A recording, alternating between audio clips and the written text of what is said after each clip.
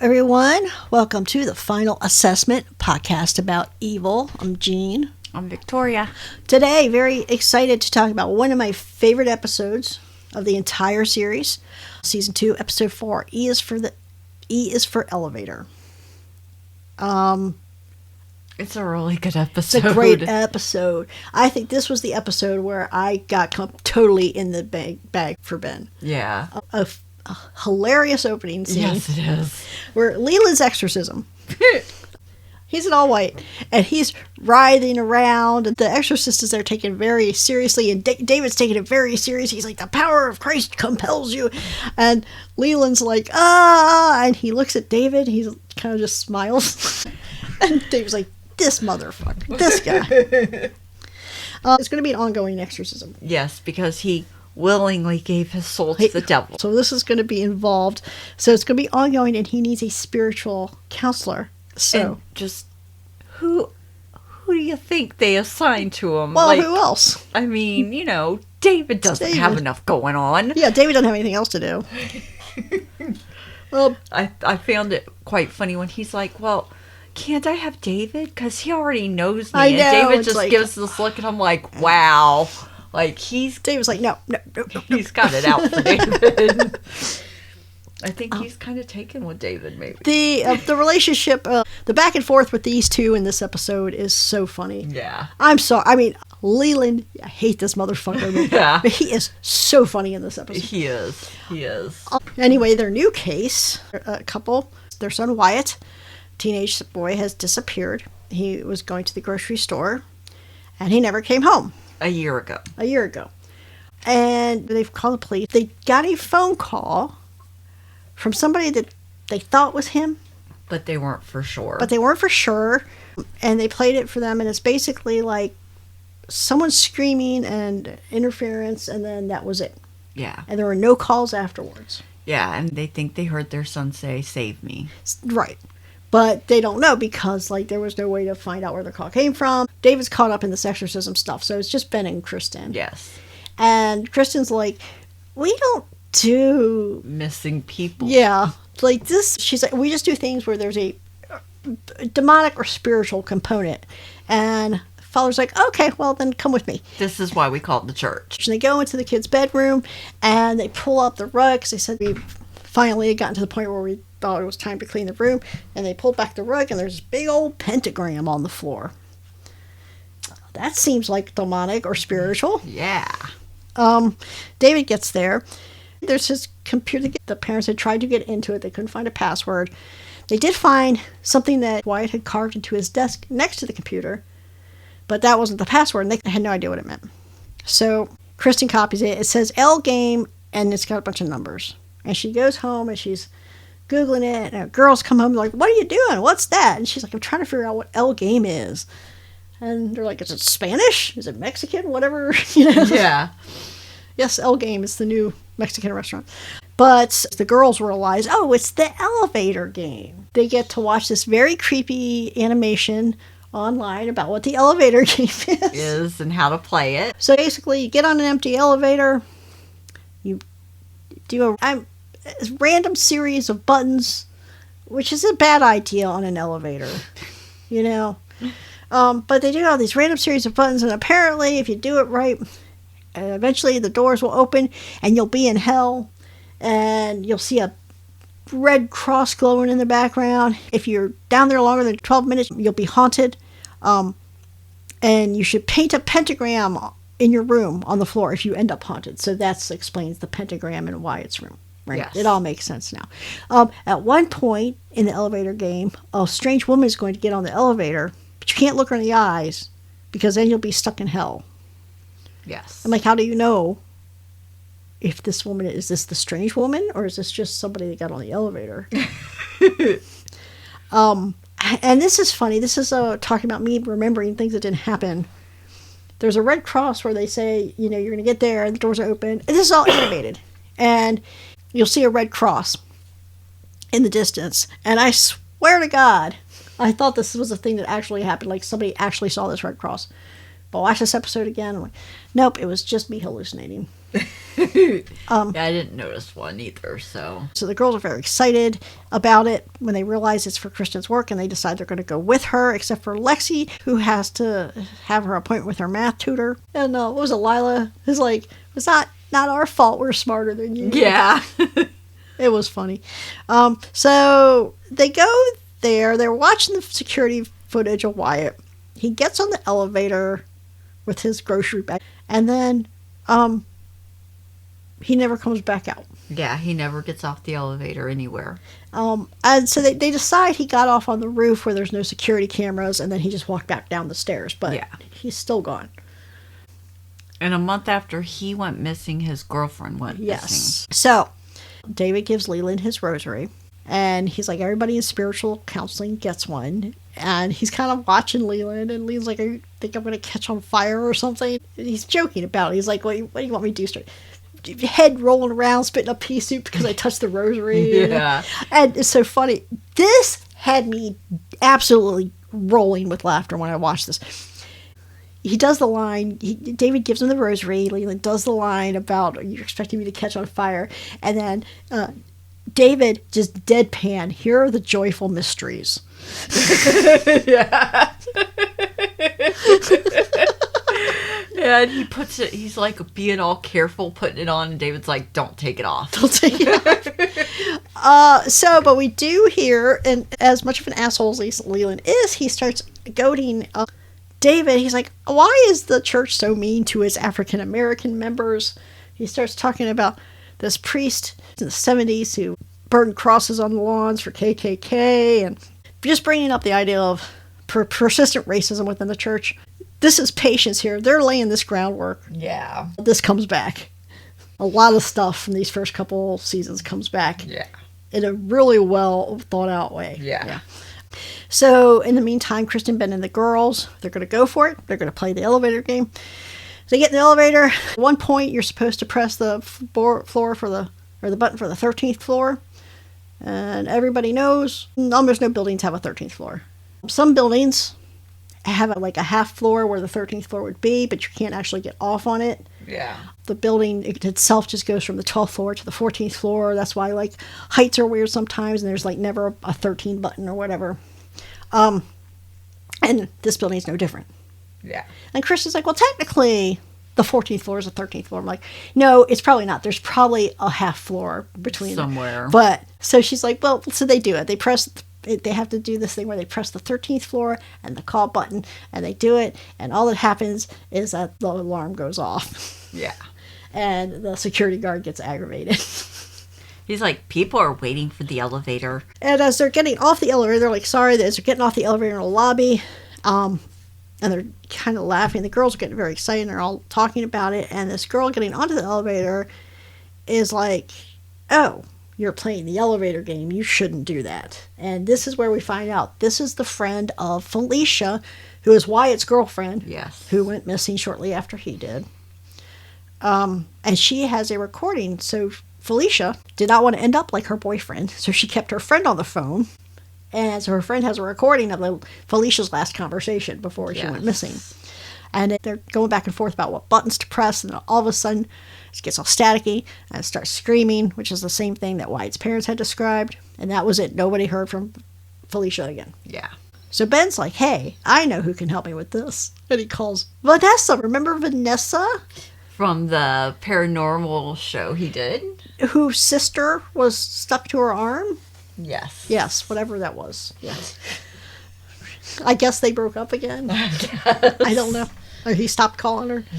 He doesn't call her for months at a time. And he's like, then when he calls her, it's about a case. Yeah. David is doing some more seminary practice. He's going to be doing a sermon, and he's doing it like a practice run for it. And it's about race. He's like, America's original sin was slavery or racism. And the priest that is teaching him is like, what? Wait a minute. Let's not get carried away. Let's round this down a little bit. It's a little softer, a little easier for people to like take in.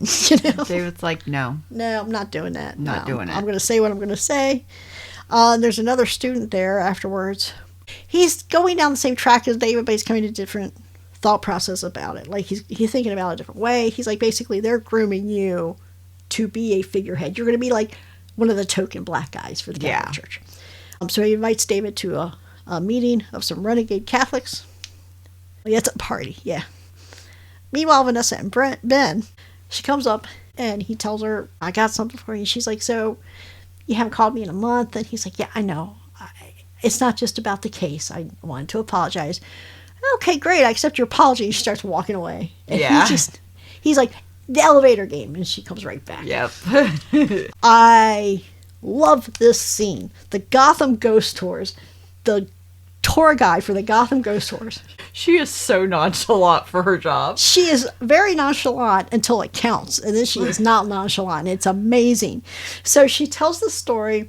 There's a couple parts to this that will be important. So there's this building where Wyatt was last seen and Felicia was last seen. And there's a sub-basement there where during the Spanish flu, they had, how many people died in that building? 300 or something. A lot of people. And they had put their bodies in the sub-basement until such time as they could be collected. Some grim shit. Like, that sounds like something that actually happened. Yeah. Then we get to the urban legend sounding part of the story, which is this girl in the 60s. She's walking her dog. She's coming home. She gets on the elevator. The doors start to close, and the dog runs away down the hall. So she's going to get the dog, and the doors close on her, and she gets stuck. And as she's trying to get out, the elevator drops, cuts her in half. But she lives for like 10 minutes. Yeah. Just half, her upper half, calling after the dog. This woman is just delivering this in the most uninterested monotone, and then she's calling after her dog, Tiffany! She just starts screaming Tiffany. It's hilarious. It definitely wakes you up. You're like, wow. But so they call her the Ticka girl. Yeah, because at night, up and down the halls in this place, people hear her nails tapping the floor and her pulling herself along looking for her dog still. Anyway, they're consulting with David. Vanessa has told Ben that she believes they have to finish the game or they're going to be haunted by the Ticka girl. Ticka. And so they're like, interesting. And they all knock back their canned margs in unison. It was a great shot. Yeah. But Kristen is like in her meds. She hears something downstairs. It's Cheryl. Yes. And she gets her to stay because she wants to go out and do something. First, she thinks she's going to go out and pick up another man, maybe. I don't know. But Cheryl agrees to stay. But then she suggests, nights like this, when something comes up and it's really late and it's hard for me to drive home, maybe I could have a bed in the shed and I could stay. Just not as a permanent thing. Kristen's like, well, think about it. She's like, well, I'll be close to my granddaughters at the suggestion of my therapist. I'm like, what do you got up your sleeve, lady? Yeah. What are you planning? So she's not going to pick up another man. She goes back to this apartment building. Yep. And she decides she's going to play the elevator game. And she gets the elevator stuck between the floors. Between 12 and 14. Which would be 13, right? She opens the door, and when she does, so there's this dark hallway. Off to the side, she can see something moving, which I'm like, that's it for me. I'm done. Yep. Yeah. We're done. But she gets stuck. Yep. I think it's great when a show like this, you know how it's going to end. You know she's going to be fine. But they still managed to build up this tension because she's stuck between the floors. I would not be able to reach this button with my... She's put her head out. She's got her head out. Like, if this elevator goes the wrong way, she's dead quickly. And so she's reaching. She manages to hit the emergency button. I'm like, wait a minute. You hit that emergency button. You don't know which way this elevator is going to go. If it goes one way, you're okay. If it goes the other way, you're fucking dead. Yeah. I would just keep screaming. Yeah, and she's like trying to get to even the door close button, like any button she can reach, because she's laying on the floor of the elevator, halfway in between floors. Ticka girl coming at her. She's just got her right hand up, going for any button she can reach, and Ticka's coming, and I would have been done. I'd been sitting in the corner of the fucking elevator crying. Yeah. Which she kind of does, because when she finally hits the button, it goes in the right direction, so she doesn't die, obviously. And she just kind of falls back. I'm like, fuck that. No, I'm sorry.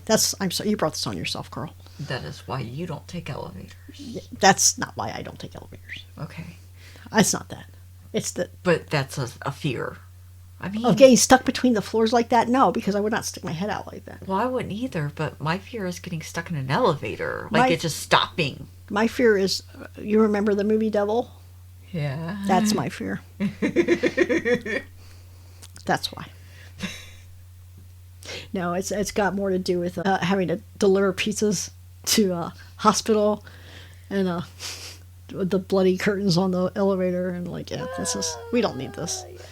Come get your fucking pizza. Don't even tip me, assholes. This was 100 years ago, so anyway. Anyway, David goes to this party. It's a lot of black clergy. I'll have kind of different views about what is wrong with the church and what their role should be. Yeah. David gets into it with somebody, punches him.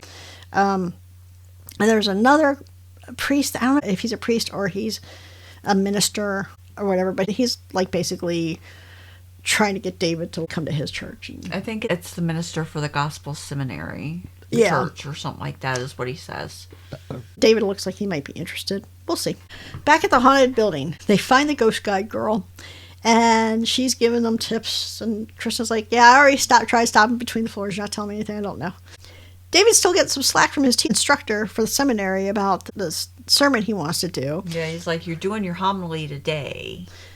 Yeah. And he tells David, because David's like, this is what I'm going to do. I'm going to give the homily I was going to give. And the priest says, well, you have a high regard for yourself and your worth to the church. And David's like, yeah, I do. I don't fault David. I fault this guy. I'm like, what a thing to say. Yeah. But then they look out and see how many people are coming into like 10 people. Church. And there's like 10 people there. I think it was a middle of the week mass, which is... Yeah. They were like, that's why he wanted you to do it today. Ben is doing his own experiments. Kristen can do hers, so Ben's going to do his. He figures out the instructions of the elevator game where it says to hit the 13th floor, the call button. It's not the 13th floor because no elevator has a 13th floor. It's the 1 and the 3. So that's what he does. And it opens up to, like, what is this fucking place? It's the sub-basement. Yes. Which is supposedly haunted by all the people that were there dying from the influenza. And he steps out with his phone flashlight on and immediately... I'm like, no. Why are you not propping those doors open? Exactly. What the fuck are you doing? Exactly.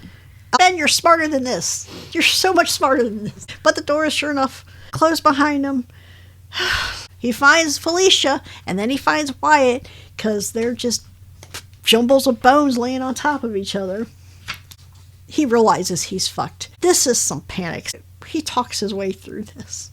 Yeah. It is very upsetting. I want to talk about David first, because David does his homily. And Kristen is there. Ben was supposed to be there. And Leland is there. Eating popcorn. Yeah, he's got a bucket of popcorn. It is amazing. It is so funny. What an ass. David gives his sermon, and Kristen congratulates him for throwing bows. And Leland's like, oh, I'm so proud of my spiritual counselor. But then they realize, Ben called Kristen like 5 times. And he called David like 3 times. He left a message, but it was all garbled. And they couldn't really tell where it was, and it hits them then. Like, what's going on? Yeah.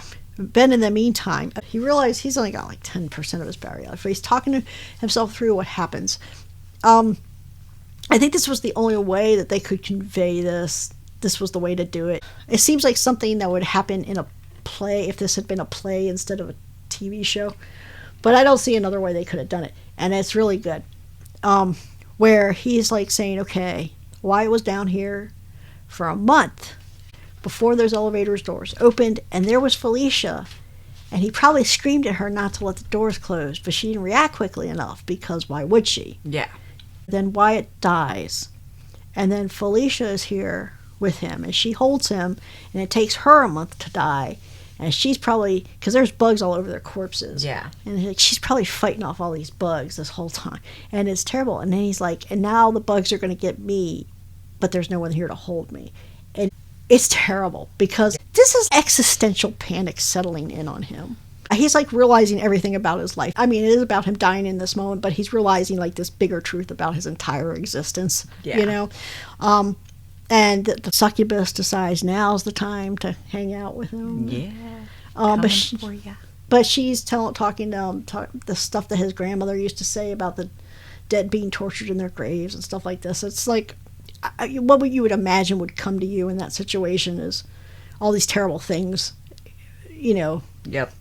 When I say, as somebody who was raised Catholic, when I say the idea of putting in children's head the idea of eternal conscious torment and hell is borderline child abuse, and this is what this is. Yes. This is exactly what this is. This is why this is the kind of thoughts he's left with. Yes. Somebody who knows better. Yeah, you know? definitely. And so he's writing his final goodbyes, and he tells David, thank you for being a friend. He tells Kristen, hey, tell the girls I said bye. Yeah.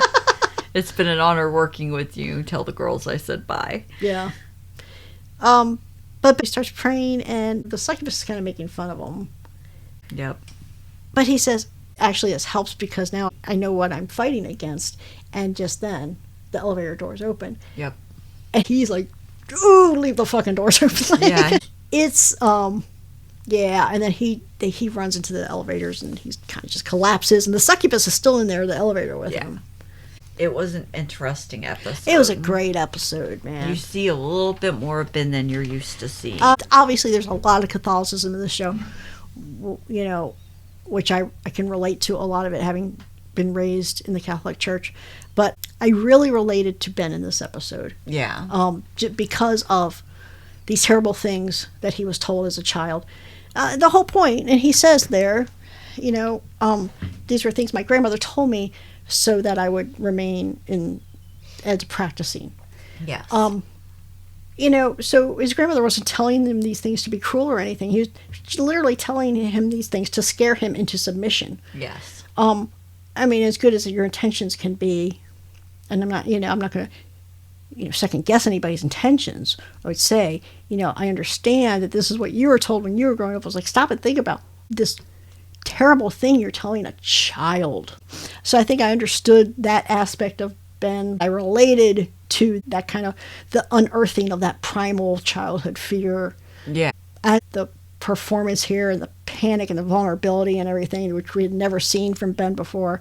Like I said, I think it was this episode that made me like, I think Ben's my favorite, Yeah. I think Ben's it. I mean, you really you saw a whole different side to him. I mean, how terrifying can that be to be locked in somewhere where you can't get out, not knowing if anybody's going to find you? With corpses. I mean, especially like most of it are just piles, and you can't really tell that they're bones, I guess, really, unless you get up close. Were they bones, or was it? I don't know if they were bones or just ashes built up or what. I think some of it was coal. I think they said it had been coal. Yeah. But I don't know what it all was. But then to have those two bodies not completely gone, like they're skeletons, yes, but they still have clothes on them and stuff. Yeah. And that's got to be unnerving. Yeah. Like, they were alive. Well, he thought Felicia, when he first got down there, he thought Felicia was still alive, and he actually went and touched her. Yeah.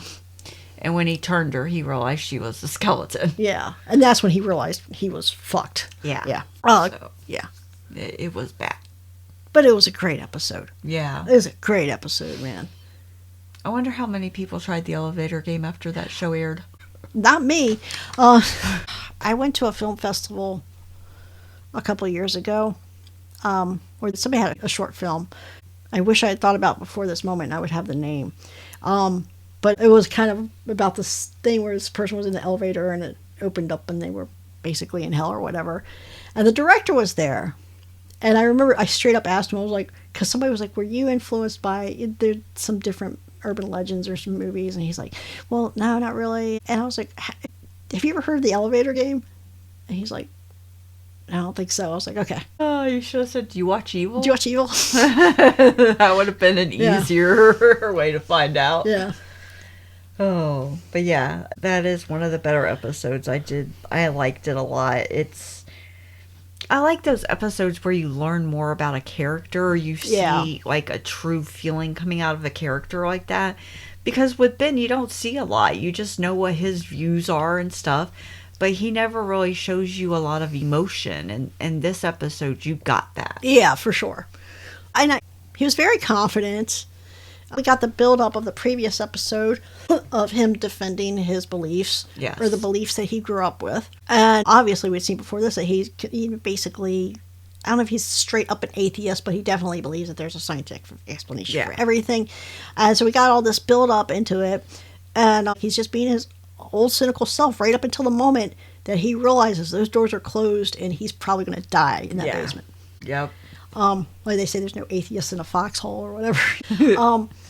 But yeah, I mean, yeah, it was. I like those episodes where I feel like I learned something about a character. And this definitely was one of them. Yeah, this gave Ben's character a lot of depth. It did. It really did. I mean, I think he was just kind of charming before, but I really feel like now he feels like a real person, not just the skeptic. We have to have the token skeptic here, you know. Yeah. Yep. So yeah, that's episode 4. That's one of my favorite episodes ever. Yeah, I mean, good episode. Loved it. It was. It was very good. So I don't have a lot else to say. No. Great episode. When we end up ranking the seasons, this will be up there. Yeah. This episode will be up there. All right. So till next week, we'll pick this right back up with episode 5. Until then, if you want to check out our other podcasts, you check out Deconstructing the Dark Passenger, which is the podcast about all things Dexter. And you can check out Outside Food and Drink, which is our movie podcast. So we tend to do themes, but sometimes we just do movies that we want to do that we feel are related somehow. But anyway, so check any of that out. And until next week when we talk about episode 5. Later.